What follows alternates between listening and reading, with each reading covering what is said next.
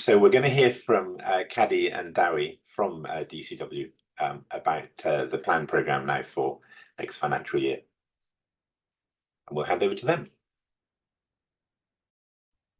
Brilliant. Thank you so much, Hamish, for the introduction. And I believe Sarah is kindly going to share our slides for us. So, oh, right to the end. It's all good. Just wait. Thank you so much, Sarah.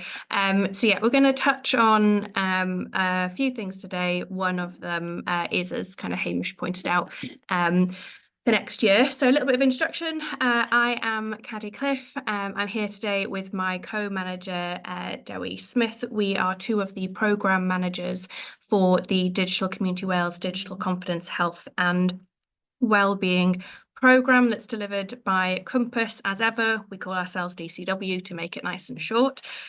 So we are the National Digital Inclusion programme in Wales, funded by Welsh Government. And as Hamish inferred, you will have received communication earlier in the year as a network member about what had been the 50% cut in DCW's funding following some difficult decisions being made with the draft Welsh Government budget end of December. And at network members, you were advised at the time that the impact on DCW's funding cut on the operation of the Alliance was still being worked through, though the Alliance was still an area of focus in the revised delivery plan. And yeah, we said you'd give me more details today. So we're delighted to confirm that following, weeks of, quiet, low-profile lobbying by Compass, other stakeholders, civil servants, etc., that Welsh Government have sourced additional money to reinstate Digital Community Wales programme back to its full value, which we are delighted about.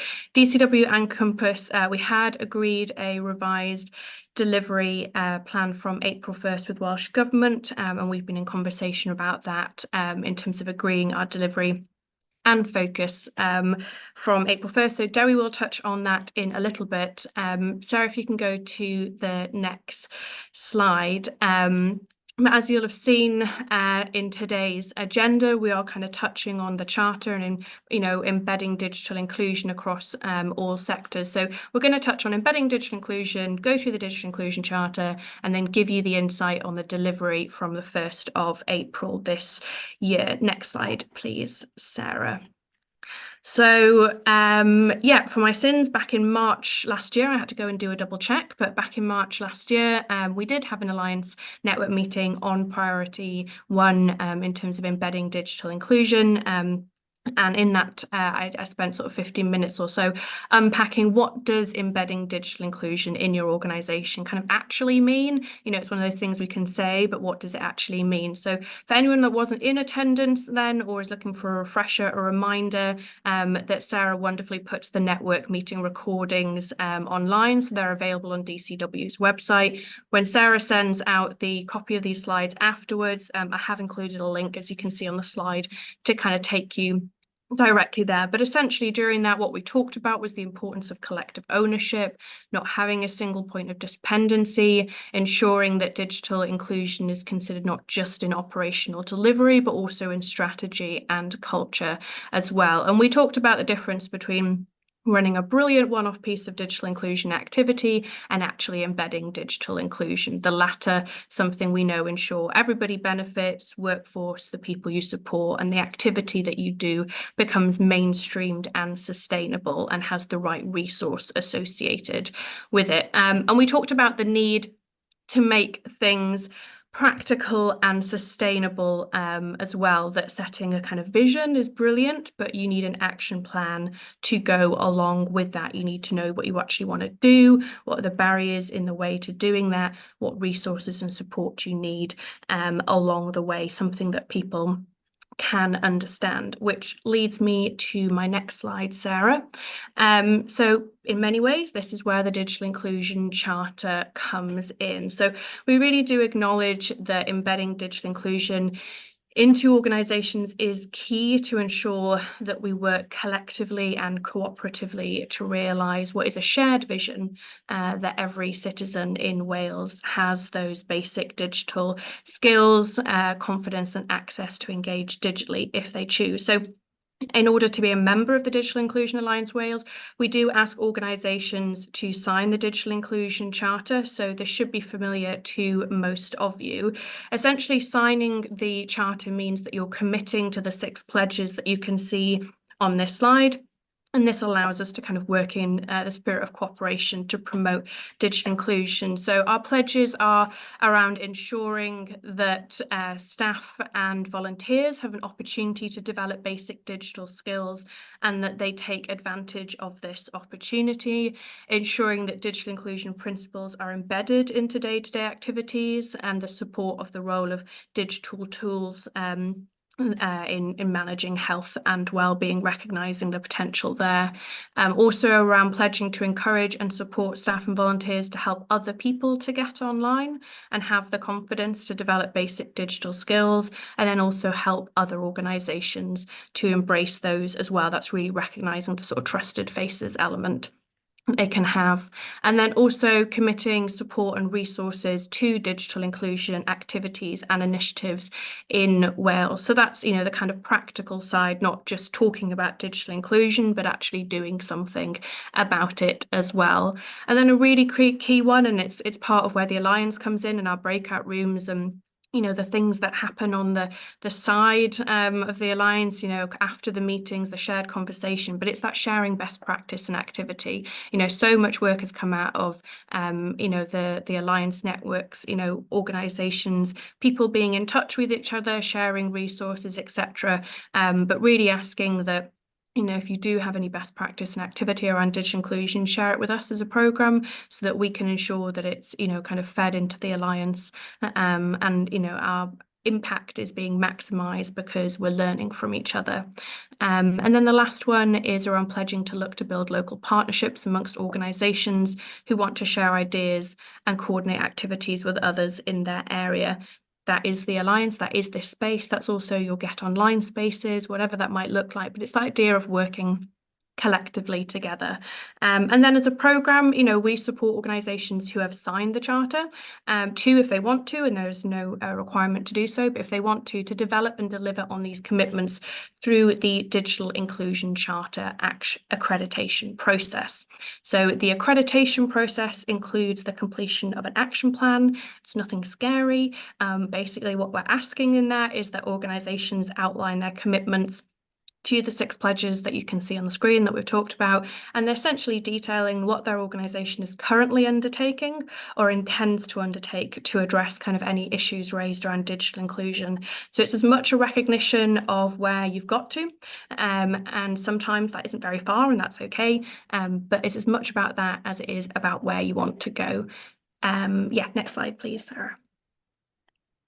And yeah, essentially signing the Digital Inclusion Charter, working towards the accreditation, all of that is a meaningful process that demonstrates active participation in the digital inclusion agenda in Wales and really kind of helps organisations to have a bit of a longitudinal monitoring themselves of like what their success and progress actually is, and something to look back on because it's a snapshot in time. So on the screen, these are the organisations to date who have stepped up in championing their commitment to digital inclusion by submitting an action plan that's been reviewed and they've gone on to gain accreditation. So all of these organisations have taken those 6 pledges, mapped out what they've done to date, what's kind of already planned for the future, and also what they'd like to do, a bit of sort of vision thinking. And you can read their statements of commitment to digital inclusion on the website. It's not a requirement to achieve accreditation, but it's a point of celebration for an organisation, and crucially, it's a really practical step to mapping out your, you know, your roadmap, your action plan, whatever you want to call it, for embedding digital inclusion. It's something that can be owned across the organisation with support from all levels. Partner spaces, critical friends, ourselves included. It's something which we've seen digital inclusion working groups within organisations take on as kind of their kind of map for what it is that they want to do. And ultimately, you know, we know that unless we actually take a hold of those maps and really start embedding digital inclusion, we won't have a resilient ecosystem and landscape in Wales when it comes to practically ensuring that no one is left behind and that people do get to engage with the benefits of being online. And that kind of resilience is really important to us in the next year, which hands me nicely over to Dewi now. Thanks, Cadi. Yeah, Sarah, didn't even have to ask. Thank you. So yeah, I'm just going to briefly run through our delivery plan from April onwards, and well, you can see from the first line there in terms of the programme aim from April the 1st, it's to embed and mainstream digital inclusion within identified thematic areas, ensuring ownership of digital inclusion by existing stakeholders and organisations. So hence, Cadi's part of the presentation really emphasising, the importance of embedding it, and touching on what Hamish said at the beginning as well. We felt that this was a good opportunity just to refresh things a little bit. We're coming into the final 15 months of the current contract, and we feel that that programme focus is going to be very useful, particularly in getting organisations to take ownership of their own digital inclusion activities, obviously with our support. So I'm just going to run through some of the cross-cutting activities, and then we'll look at the specific thematic areas.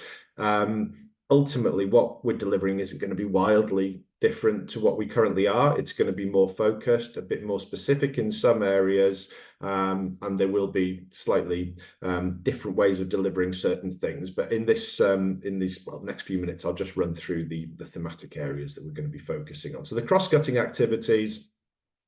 We'll obviously continue to work with Good Things Foundation in kind of promoting and expanding the digital inclusion network across Wales. In line with that, we'll obviously continue to work in promoting Welsh Government's Help Someone You Know to Get Online map as well, and obviously encourage as many organisations who are providing support across Wales to complete that map, recognising how important it is for service providers and others in terms of identifying support for citizens across Wales. And we're obviously going to be continuing with our device loan work as well. Jump onto the next slide, please, Sarah. So these are our thematic areas. So we have thematic aims for each of the thematic areas, and those are what are included in the boxes. Underneath that, our delivery plan is obviously much more detailed, includes specific objectives, but this will give a kind of high level overview of what we're proposing to do. So within health, we have two specific aims. So one looking at citizens or patients. So the aim being to have digitally included and empowered citizens, and the other one looking at the health workforce. So having a workforce who are confident in using digital technology to enable efficient, safe and quality care. Within social housing, again, digitally confident workforce who are able to support tenants. We're going to continue our work with older people, so hoping for the aim of an older population who are confident in accessing information and public services online. Our ethnic minority communities work is going to have two specific elements. So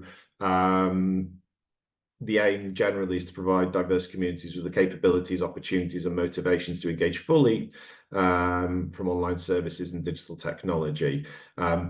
So as I mentioned, there's two specific elements. So it's the work that we've kind of traditionally done in this space, but a specific proportion of our funding has been ring-fenced for work with Gypsy Roma traveller communities, building on some really good work that we've already started down around the Cardiff area, and looking to expand that more widely across Wales. And our final thematic area there is that of social care. So again, focusing on the workforce with the aim of developing a workforce who are confident in using digital technology to enable efficient, safe and quality care. Just jump onto the next slide, please, Sarah. Brilliant. So we have two non-thematic areas of focus. One of those being the Alliance. So with regard to the Alliance, and I think the intention has always been this, is to identify a collectively owned plan for an appropriate structure and funding model to allow the Alliance to be self-sustaining and independent, with clear ownership of the Alliance by the steering group. So over the course of the next 6 months or so, we will be focusing on this, and obviously, input from Alliance members is going to be critical is going to be a critical part of that process, and we will obviously be in contact with you and have, I'm assuming Sarah will probably have a specific focus on that in one of the future Alliance meetings as well. And we're continuing our work with Communities for Work as well. So that's going to continue through until March 2025, our device loan scheme, well, with Communities for Work Plus, and React as well. Yeah, like I said, we'll share more details, and if there is anything that's changed, you know, like I said, for the most part, we're continuing to support all the organisations that we currently work with. Most of our activity currently falls into some of those thematic areas, but we'll give you a bit more detail about any changes to the ways that we deliver things. So thank you very much. I don't know if anybody has any questions for us. Barry, thanks very much. Can I suggest we just hold questions for a moment? We'll just take the next presentation, and then there may be questions across the both, if we may, because time is tight. So thank you, Cadi. Thank you, Dewi. I'm going to move us straight into the next presentation because it's very linked, particularly to Cadi's part of the presentation we've just heard, and invite Tristan Fareel, who's the business change manager at Velindre University NHS Trust, who's going to talk about how he and his team are taking those 6 pledges and actually implementing them in practice. So I'm going to hand over straight to Tristan, if I may. Yeah, hello. First of all, thank you very much for letting me speak today. You know, it's a real pleasure. So yeah, I'm just going to share my screen here. I've got a presentation I'm going to go over. So please let me know when you can see that coming through. It has arrived. Excellent. So you can see how we embed principles on the screen. Good stuff. Okay, so I'm just going to talk a little bit today about how we actually embed the principles. I'm going to go through some of the work that we've done and link it to a pledge on the charter. I've got an example for each pledge. But I actually wanted to start by saying how we're actually embedding the principles within our digital team as well. I thought that would be a good place to start. So essentially, you know, how are we making sure that it's embedded and it's going to have a practical, long-lasting effect, and it's genuinely going to change the way that people work? So first of all, we actually embed it within our digital team. So this is an example of our work progress tracker. Our work progress tracker has all the projects that we're doing, and then within each one of these projects, we've actually got a digital inclusion pledge section, which is what you're looking at right there where my mouse is.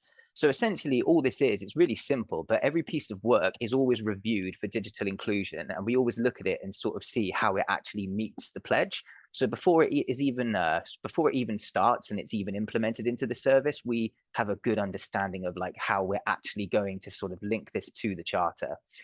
It's just really helpful for the team to understand as well.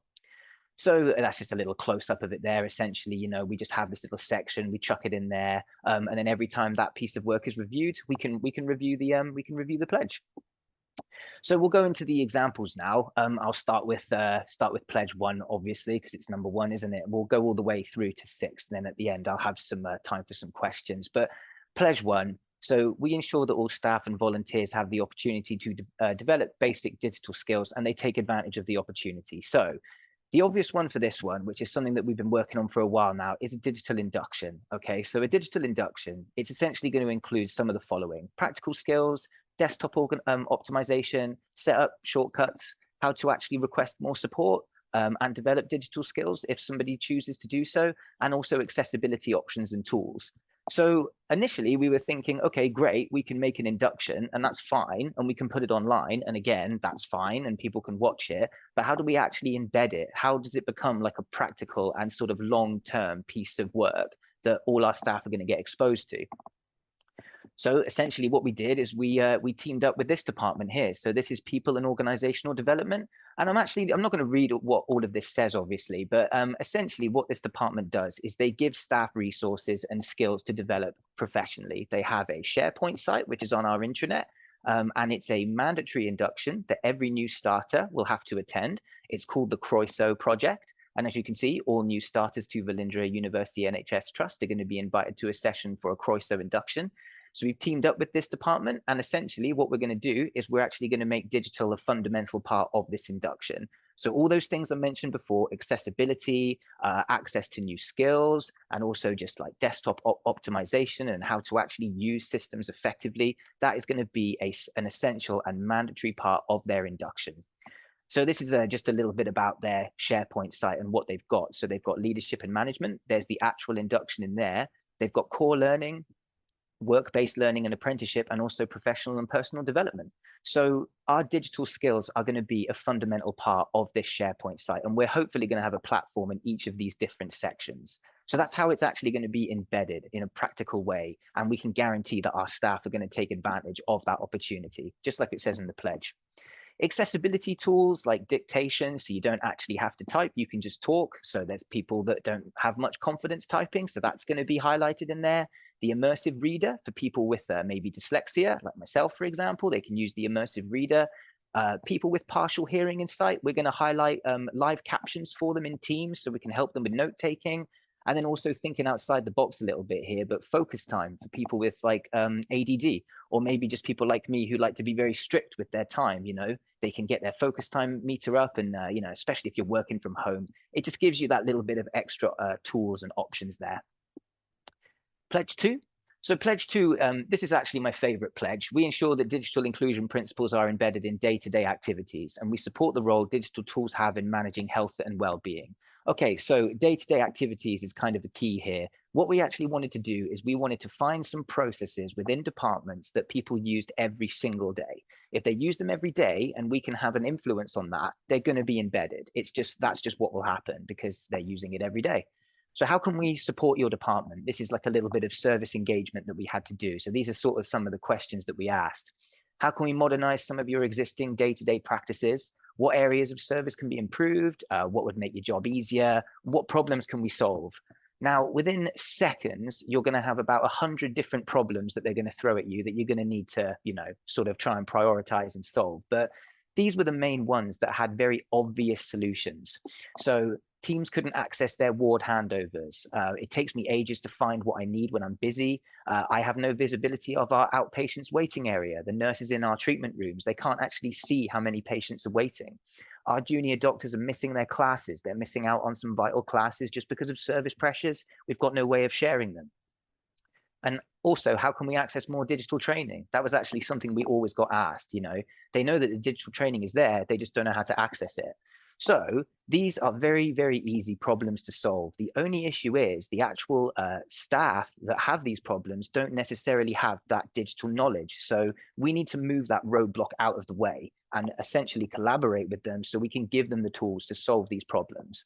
So what we do is we create some pilots, and along with these pilots, we create some online e-learning. So this is an example of some of the e-learning that we created.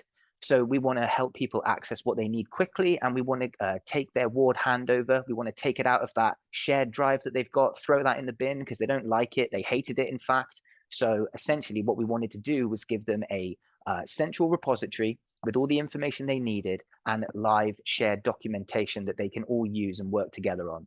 And we created them a Teams channel. We have a direct link to that Teams channel, so we can post all our digital training on there.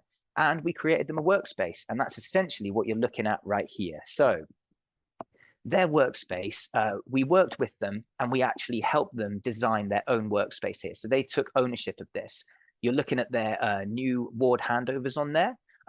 They've got WCP, they've got all their clinical tools all in one place. It's basically a default browser, a shared workspace that they can access with a single click. So completely user-centered design. All we did is help them do that. They told us what requirements they had. We gave them the tool, and now they own it. It almost kind of made it feel like it was their idea. And now that whole department, we're talking like over 100 nurses who have never used a shared document before, are now using shared ward handovers. They're managing their own access. They don't have to rely on IT anymore. They're completely self-sufficient with this. They've been upskilled in workspaces on Microsoft Edge, shared documentation, and SharePoint as well. So the next one was medical staffing. So this is where I mentioned that doctors were missing their classes, and they actually had no, if they missed their classes, they had no access to actually watch the information back. It was recorded, but there was no way of actually getting that recording to those doctors. So again, a very easy problem for someone in digital to solve, but these members of staff just don't have that digital confidence in order to do something like that. So what we did is we worked with them. We had a look at the exact problem. What is it exactly that you want to do? What tools and resources have you already got? And basically, it turned out that it was as simple as just creating a shared inbox, putting that onto OneDrive, filming the classes on the device that they had, putting OneDrive onto the device, uploading those classes to their shared OneDrive. And now that department has the ability to go to the classrooms that are on their OneDrive, download them, put them onto Microsoft Stream. Once they're on Microsoft Stream, they can actually share the classrooms immediately with their doctors. So we have a bunch of classrooms on here now, all uploaded to their shared OneDrive. All they need to do is go onto Microsoft Stream, send them over to the doctors, and they've even started exploring the idea of doing a bit of video editing in there as well. So they can actually trim these classrooms down and make them more accessible and watchable for those doctors. So basically, this has been going on for years. If a junior doctor misses a class, they've missed it. That's pretty much it. You know, they can read some notes afterwards, but you know, they pretty much, they probably don't do that because of the service pressures and time crunches that they've got. But now, with just a few simple changes and sharing that knowledge and resource, their day-to-day activity has been completely changed. They have the ability to share their classes at a simple click, no problem. Everything is online. It's all in the cloud. So some great digital upskilling there. And those doctors have got their classrooms now at a simple click. Okay, so this is just a little bit about, this is a bit of a vanity piece for me, to be honest with you. This is just some of the service engagement that we did, and we've got our ward manager there looking very pleased with herself. We've got some of the nurses here actively using their SharePoint sites and jumping onto those workspaces. So this is one of our nurses, Lee, and there he is. He's jumped onto his central repository. He's active on his SharePoint site. So we're looking at 106 nurses, members of this SharePoint site. We've got their ward handovers down here. So those shared documentation, like accessible at a single click. We've got their quick links here, again, completely user designed. So everything that they wanted is there. They have the skills to customize that if their work ever changes. We've got a direct link to the SharePoint site. So we're now able to upload digital training to them as well. They've got the ability to leave some feedback and reviews that will go straight into our team, so we know how to progress with this department. And we've given them a quick link to their first floor digital training there. Now, this grew arms and legs as we wanted it to do. So there's all our members now. We also have the outpatients SharePoint site. So that's another 28 nurses in the outpatient department. And with outpatients, we were actually able, using SharePoint, to give them the skills to create their own digital Microsoft list, which now has given them that visibility of their waiting area. So it is a live updated list. This list is updated by the reception desk on patient arrival, captures the arrival time, the activity that they've actually arrived for, and this updates in real time in the treatment room. So now those nurses have complete visibility of that waiting area, something that they didn't think was possible, but we were able to just do that with a very simple tool using the digital skills that we have. Okay, so again, just 3 great examples of how it's just been completely embedded in a practical way in their day-to-day activities. So pledge 3, encouraging and supporting staff and volunteers to help other people get online and have the confidence to develop basic digital skills and help organizations to embrace digital skills. Okay, so which members, this is the question that we had to ask, which members of staff and volunteers have an interest in getting other people online? Okay, so we actually knew that our SAC service was launching a new app. This new app was going to replace phone calls. So the SAC service were actually going to be launching this app. The patients were going to be able to download it, submit their symptoms online, and then we were going to capture that in our records, okay? But there was a little bit of digital inclusion work that we could do there. We sort of highlighted to the SAC service, you know, have you considered the idea that you might have some digitally excluded patients that will struggle with the notifications, downloading the app, all that kind of stuff? So turns out they were very interested in the digitally excluded patients, and they wanted to do something about that. So we collaborated with the SAC service, and we developed how to download and use the Keep Me Safe app. This department essentially needed to train patients on how to use the app. It was just something that they had to do. But what we did is we said, okay, yeah, great. So train them on how to use the app, but why don't we also give them a little bit of training on how to use their phone as well, how to actually access the app, how to look at the notifications. And at the same time, we can introduce them to the team, and we can just give them that knowledge and resource, you know, make it very accessible to them. And that's what this is right here that we're looking at. So essentially, we have, let me just skip to, I think it's here. Sorry about that. There we go. So essentially, we've created this training piece, and not only does it cover the app, but it actually covers the practical use of the mobile phone and how you need to download the app, view the notifications, when those notifications are going to come in, what they mean, and how the questions are going to be presented to you, how to make sure that you don't miss your checklist deadline, what the screens are going to look like. And it's just preparing them, you know, giving them that digital confidence. So that was our SAC service. And then we have here our volunteer program as well, the umbrella of giving. So these guys were great. They were really, really helpful. Now, essentially, the umbrella of giving is our volunteer program, and there's a whole bunch of stuff that you can do in there. But something that they're interested in is actually providing our volunteers with some knowledge and resources around digital applications. So the NHS app, PROMs and PREMs, just anything that can essentially help a patient manage their care. And what we're going to do, we're actually going to launch some training sessions for these volunteers. These volunteers, we're going to set them loose in the hospital, and they're going to be supporting our patients with, like I said, you know, the PROMs and PREMs and stuff like that. Now, working with these departments, again, this grew arms and legs, and we now have some digital training for their application form here. So this is the Velindre volunteer application form. This used to be a paper-based form, but it's now gone online. So what we've done is we've actually sort of developed a little bit of a training video. This is just a draft. It's actually going to be hosted by the volunteer department, but this is going to go on our YouTube channel as well. And it's going to guide our volunteers through the process. So we're not just giving them this online form and saying, here you go. We're actually going to sort of help them get online and give them a bit of digital confidence and support them through that application process. And introduce them to the intranet as well, by the way, at the same time. Okay, so I think, oh, that's our YouTube channel. That's where all this stuff is going to sit. We're going to have a digital section in there. So that moves us on to Pledge 4. So we commit support and resources for digital inclusion activities and initiatives in Wales, wherever we can, to ensure that every citizen can engage digitally if they choose. Okay, so this one at first was a little bit challenging, but once we actually figured it out, it was no problem. So where is our online touch point with our community? Okay. Like, where do we actually speak to our patients in an online way? And we decided, after doing a little bit of research, that the best place to start was our Welfare Rights Department, Macmillan Welfare Rights. So this department does some really good work. One of the main things that they do is help patients fill out some of these online forms. So basically, applying for benefits, getting their blue badge, personal independence payments, and then essentially just filling out these basic, like, well, not basic, but these complicated forms, okay? Now, initially, these consultations, this has been going on for years, by the way, have been done over the phone. So whenever the patient needs support, they can speak to the Welfare Rights Department. There's a phone call that's done, and they kind of guide them through the process, or maybe just take the information from the patient and fill out the form on their behalf. But we saw an opportunity to completely advance the way that that service is actually delivered.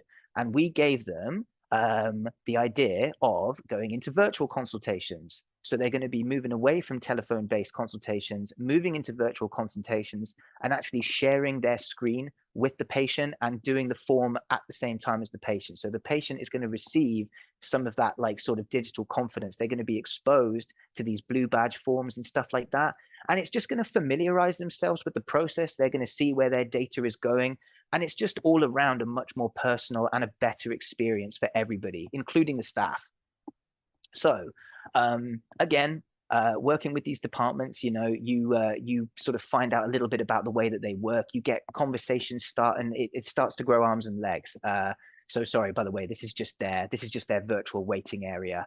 And something I forgot to mention, they're actually going to put this in their next newsletter. They're pretty excited about this. So essentially, they're creating a newsletter, and the information about going into virtual consultations is something that they're pretty excited about. So that's now going into their newsletter.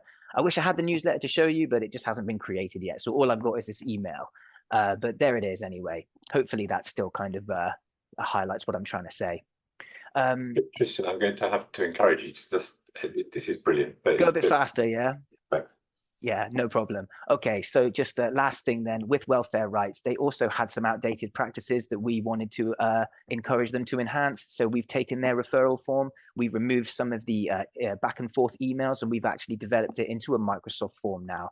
So essentially what we've done is we've just given them the ability to capture the data that they need to capture in a much easier and faster way, and you know, put it within their own SharePoint site, just like we did with the nurses.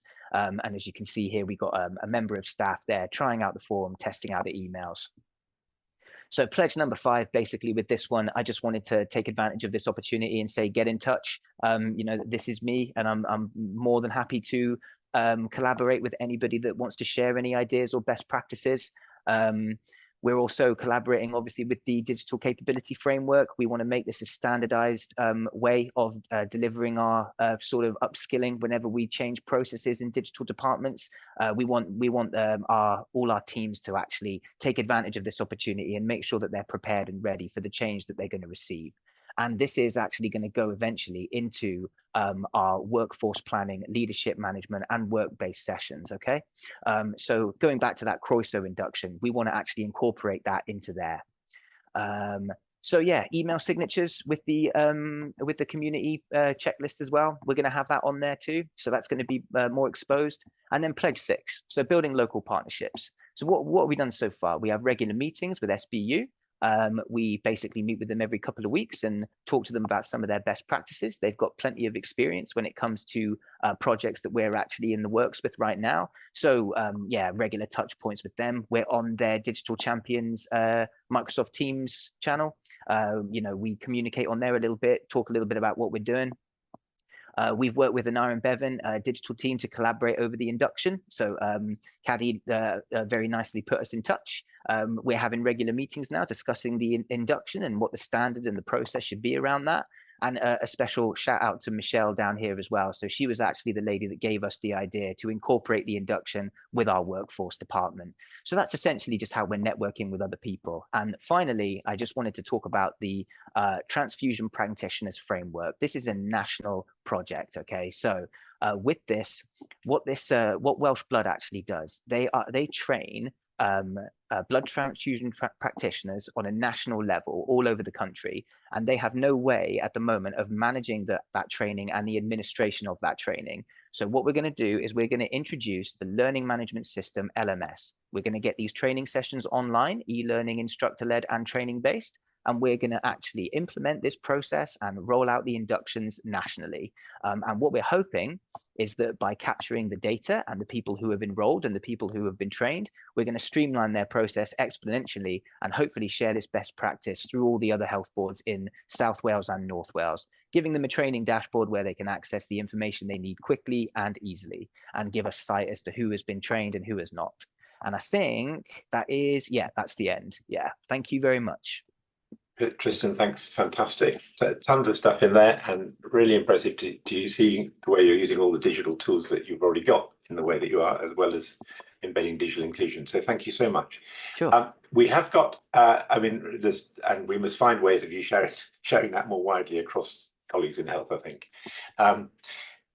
which we'll work on with you afterwards. So we've got time for just 2 or 3 minutes for questions, and then we'll go into a slightly shorter breakout, and then we'll be back on track.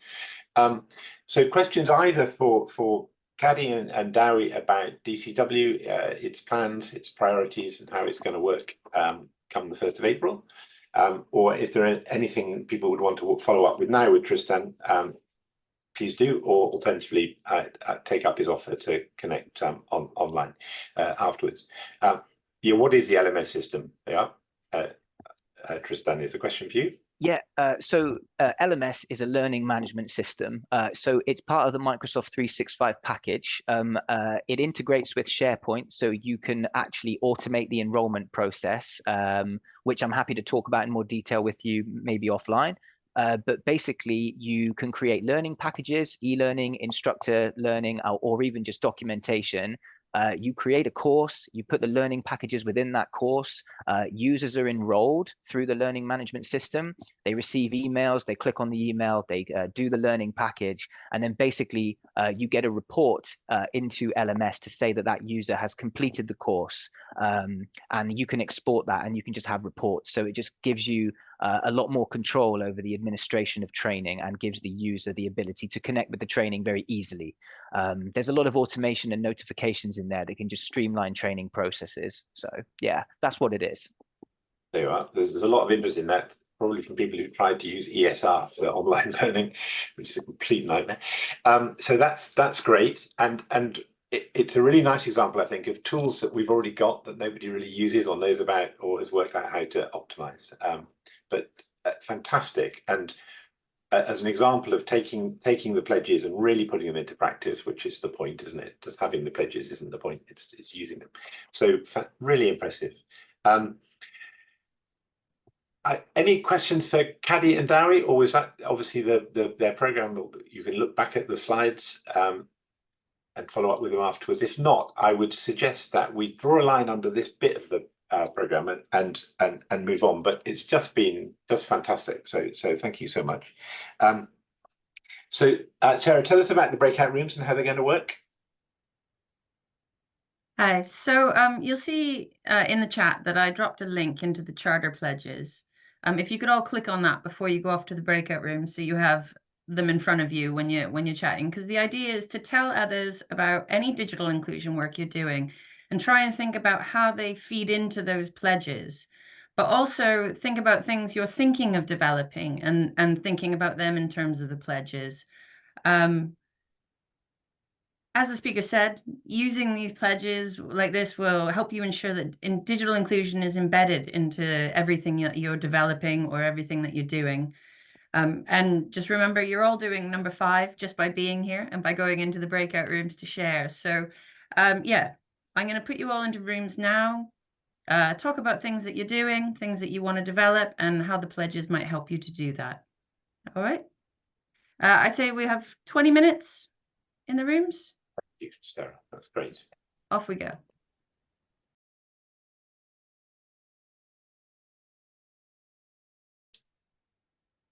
Amy, sorry, we cut you off at the end of your sentence, but I think we know what you were going to say.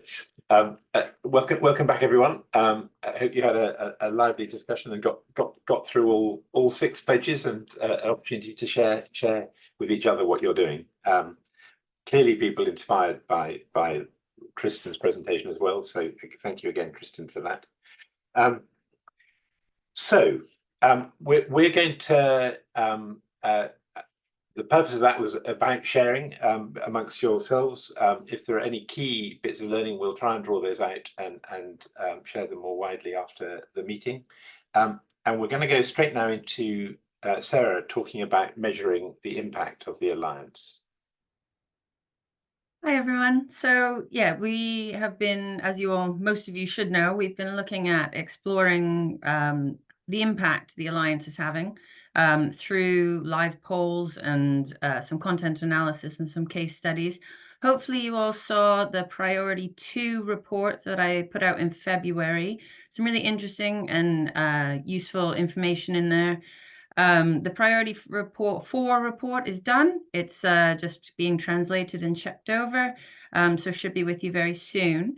We are going to look at Priority 1 now. So I am going to attempt to launch a poll, which is here. Hopefully. Can anyone? No, hang on. Not yet. Yes. Okay, great. So it's really important that you respond to these polls either through the live poll when you're in the meeting, but I'll also send a link out afterwards. As I said, in the Priority 2 report and the Priority 4 report, there's some really interesting information in there, and it's going to be a really useful tool for us to look at the impact the Alliance is having. It would be great if we get a few more people answering. So if everyone could do it now, that would be great. But I will also put it out afterwards. So I will. We've got a few minutes, haven't we? So why don't we just give people a couple of minutes to have a go at doing it now? Nothing like doing it now while it's in front of us. Yeah. Assuming everyone can see it.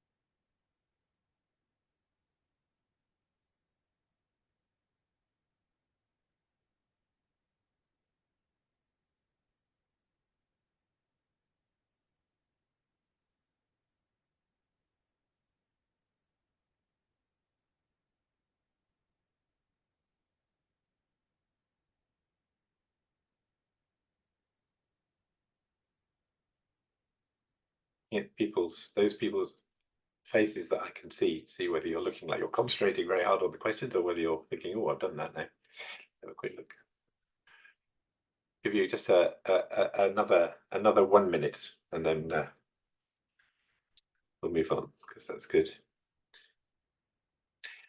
While you're doing that, Harry, you asked a very good question in the chat following Tristan's presentation about is DCW looking to spread the learning from Velindre, and I don't know if Joe, you can answer that, or Cadi, but I think we need to look at all the opportunities, particularly for colleagues in health, but also more widely about how we give that a little bit more time for you to get into more depth, but also to share it more widely with colleagues, because it sounds like you are already working with some of the other health boards, so that's good. But yeah, just to confirm, Hamish, yeah, we'll definitely be looking to share those examples of good practice, and yeah, obviously some amazing examples provided there. So yeah, in line with what we've done previously, and obviously our kind of new thematic approach, I think that sharing of information is critical, and kind of avoiding that operating in silos and learning from work that's already happened. So yeah. The other thing that really struck me is I remember colleagues from Microsoft saying that if they put on a training day about the latest shiny device, it sells out in seconds, and they've got standing room only. If they put on a training day about how to get the best out of their software for accessibility and to use all the tools that people have paid millions of pounds for, nobody turns up. So it's really nice to see you using the full suite of tools in that way.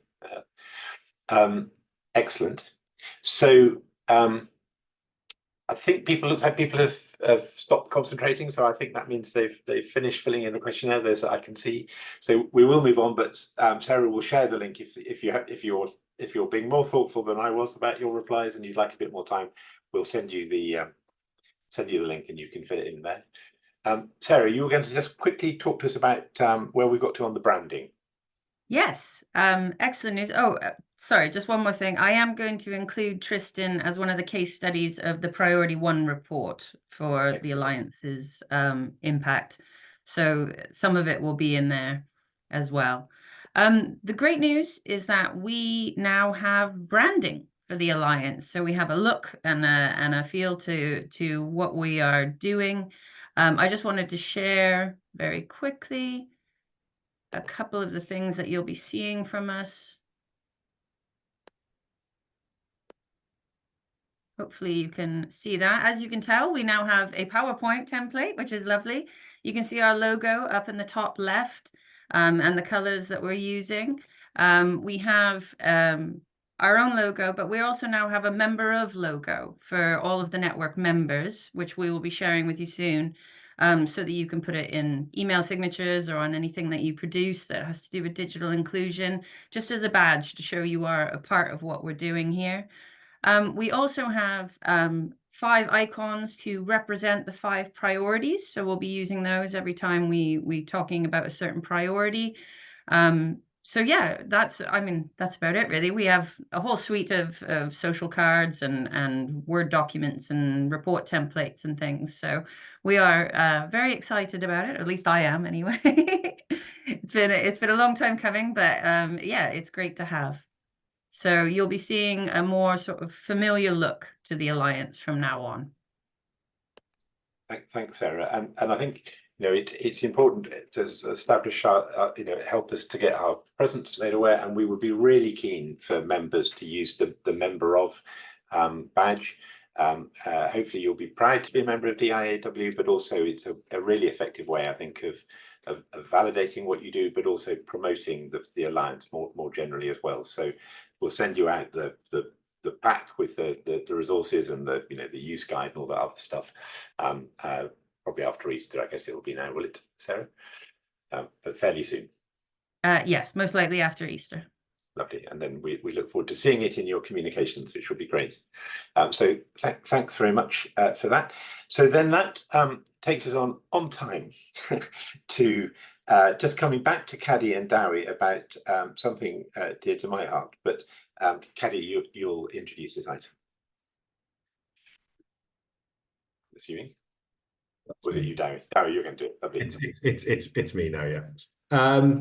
Yeah, just fairly briefly, a bit of an ask for help from the Alliance. So just to provide some background, we have been commissioned by Digital Health and Care Wales, well, Compass have been commissioned by Digital Health and Care Wales to undertake a piece of work looking at engagement with seldom heard voices, and how better to engage with seldom heard voices in the design and development of digital health services. It's a very tight timescale that we have for this piece of work. So we're hoping to complete the piece of work by the end of this month. So we have developed a survey which was finalized yesterday afternoon. And my ask is, if Sarah were to send out the survey, well, Sarah will send out the survey after this meeting. We would be most grateful if you could just take the time to have a look at the survey and complete it. Looking at some of the names in the room, I think you would be kind of perfect for providing opinions about, you know, the people that you work with and support, and how they could be better engaged, or how service providers could better engage with them and gather their opinions and feed those into the design and development of digital health services. So shortly after the session, we'll send out the survey. It's not very long, it's only about 10 questions or so, and your opinions would be massively valued. We have also scheduled in some interviews, so there is a question in the survey, so if you would be happy to have a short interview with us as well, about 30 minutes, just to go into a bit more detail about some of your responses, that would be great as well. Obviously, the more data that we've got to work with, the better, really. Yeah, the survey closing date is next Friday. So as I said, it's a fairly kind of time critical piece of work. So yeah, Sarah will send it out after the meeting, and if you could spare 10 minutes just running through it and completing it, that would be very much appreciated. And that's about all I have.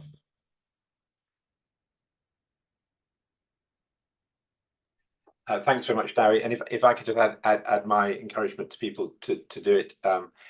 This work has come from some other work I'm involved in to do with digital medicines, and we're now starting to see an increasing number of digital tools for health being rolled out for use by citizens. And as you can imagine, I'm really concerned that we don't perpetuate more health inequalities by doing this. So it's really important, I think, that we pay particular focus, those of us involved in the design and deployment of digital tools for health, pay particular attention to the hard to reach groups and the seldom heard voices. And the simple truth is the NHS is a mile away from being able to communicate with those people. So we really would depend on you to give us some advice on how best we might engage with those people who are often big users of health services, to make sure these tools work for them and aren't just designed for the articulate middle class. So really grateful, and it should only take about 10 minutes. And as always, time is tight, and that's due to financial year end and the usual sort of things. So thank you for your help in advance on that. Sarah, I was just going to ask, I was struck, having listened to Tristan's presentation, that Velindre wasn't an accredited digital inclusion charter holder, and maybe that's something we need to put right. I think it seems to me they should be definitely applying for that. But actually, that would also apply to quite a lot of organisations who are in the network. And is it just worth, given that we've got a couple of minutes, is it just worth telling people what they have to do to get accredited compared to just signing the charter? Dewi, yeah, you well placed to do that? Yeah, Dewi might be better place to do this, but I think part of what we wanted out with those breakout rooms were the people to start just thinking about what they're doing behind those pledges is writing the action plan that will help you get accreditation. So yeah, it was a good start today, but I'll pass over to Dewi because he deals with that part of it a bit more than I do. Yeah, and I think just kind of reflecting on the breakout room, I think once people start talking about the digital inclusion activity that they have going on, I think once you start kind of verbalizing it, once you start writing that down on paper, it becomes clear exactly how much organizations are doing. And I think a lot of places kind of play it down a little bit sometimes. In relation to the charter accreditation, essentially it's an action plan linked to the 6 charter pledges, principles. I can't remember which so for most organizations, once you actually start writing out what you're doing, you can find something that links quite neatly to each of the 6 parts of the charter. Yeah, you know, I think the majority of the organizations in attendance today, you know, would be able to apply for charter accreditation based on, you know, the level of activity that they've got going on, and it wouldn't really mean any developing or designing any new activity. In some instances, that would obviously be required, but yeah, it's not a massively long, onerous process. It's fairly easy to do. If you're already doing that activity, it's just a case of kind of noting it down. Obviously, if you're not already kind of doing activity around each of the 6 areas, we're more than happy to have a conversation, walk you through it, kind of understand certain activities that could help you achieve or could kind of contribute to your action plan in those specific areas. So yeah, you know, again, I think along the lines of embedding and mainstreaming digital inclusion, I think this, you know, this is a great way of kind of demonstrating that has happened within your organization, or is happening, or will happen at the end of the action plan period as well. So yeah, I'd encourage you to either speak to whoever your contact is in DCW, be it an advisor or myself or Cadi or Sarah, and you know, we'd be more than happy to help you through the process. Just, there's no charge to be accredited?